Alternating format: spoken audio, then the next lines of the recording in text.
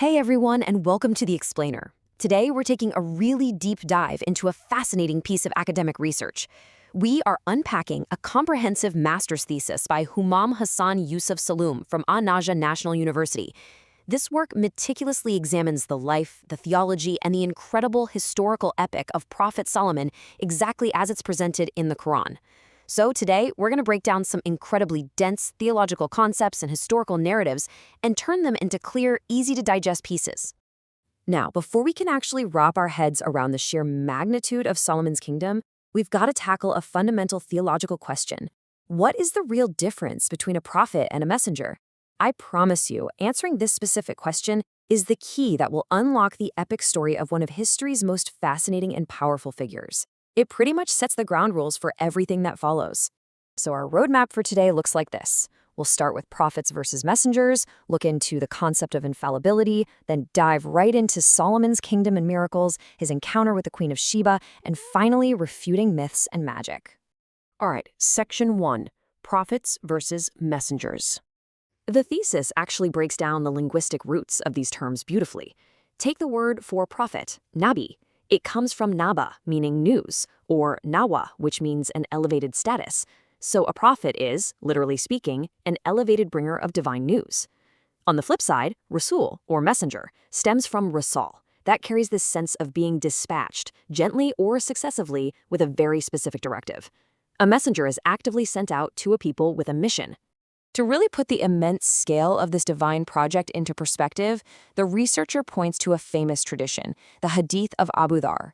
Get this, 124,000 prophets have walked the earth, but out of all of those, only a tiny elite fraction, just 315, were given the specific elevated rank of messenger. I mean, that staggering number really shows you just how vast this theological timeline actually is. Now, as with any academic theology, there's a bit of a debate here. On one side, you have scholars like the Mu'tazila, who argue that these terms are basically interchangeable, no real difference between them. But the thesis aligns with the majority view, and that view says messengers are the ones who bring entirely new divine laws to humanity, whereas prophets are sent to affirm, enforce, and govern by the laws that are already there. Solomon, for example, governed by the existing laws of Moses. Moving right along to Section 2, the concept of infallibility. The specific term the text uses here is isma. This translates to God's divine protection of prophets from sin and error. The whole point is that prophets are meant to be absolute, flawless role models for humanity. The thesis makes a really logical argument here. If a prophet could commit a sin and the people are commanded by God to follow their every move, well, then people would literally be commanded to sin. It's a total paradox. So isma is absolutely essential to their mission. They have to be completely protected from moral failure. Okay, Section 3, Solomon's kingdom and miracles. The details of his kingdom outlined in this research read, honestly, like a blockbuster movie. He didn't just inherit the prophetic and royal legacy of his father, David, along with unparalleled wisdom in legal judgment. No, it goes way beyond normal human limits. The text shows how God granted him this unprecedented dominion over nature and spirits. We're talking commanding the wind for rapid travel. Literal springs of molten copper flowing just for his building projects. He had total control over the jinn, these invisible spirits, who built massive monumental structures for him. He could even speak and understand the exact languages of birds and animals. Just mind-blowing stuff. Which brings us to Section 4, the Queen of Sheba. The thesis lays out this intense, strategic exchange step by step. It kicks off with a hoopoe bird acting as essentially an intelligent scout, reporting back about this incredibly wealthy, sun-worshipping kingdom. So Solomon immediately sends off this decisive, commanding letter. Now the queen, who is a brilliant politician, tries to send back a lavish gift. It's basically a bribe to test if he's just another power-hungry worldly king. But Solomon rejects it entirely and demands spiritual submission.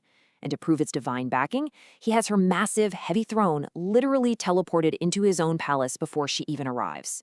Seeing this undeniable miracle, the queen recognizes the true source of his power and submits her kingdom to the faith. It is an absolute masterclass in ancient statecraft. And finally, Section 5, Refuting Myths and Magic. Now, we have to tackle the elephant in the room. Was Prophet Solomon actually a practitioner of dark magic?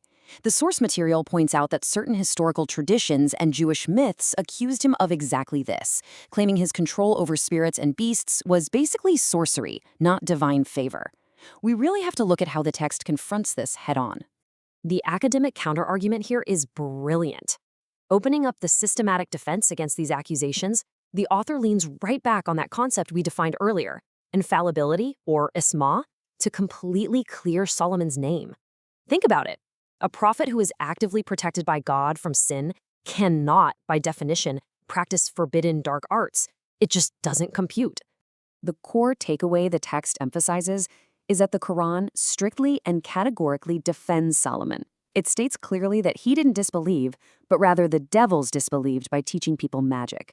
The research shows that his control over the jinn, the wind, the whole shebang, these were entirely sanctioned miracles.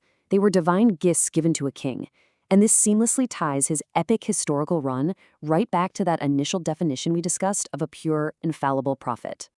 And that brings us to such a wild, fascinating conclusion. According to the text, Solomon actually died while standing up, leaning on his wooden staff, just watching the jinn perform their grueling labor.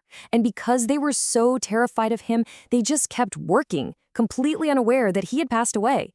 They didn't stop until a tiny little earthworm ate through his staff, causing his body to finally collapse. God used the quiet, almost ironic death of history's most powerful king to completely shatter the superstitions of that era, proving once and for all that nobody, not even the mystical jinn, knows the unseen. It really leaves you with a profound question. If the greatest kingdom ever built could be humbled by a single earthworm, just how permanent is the power we chase today?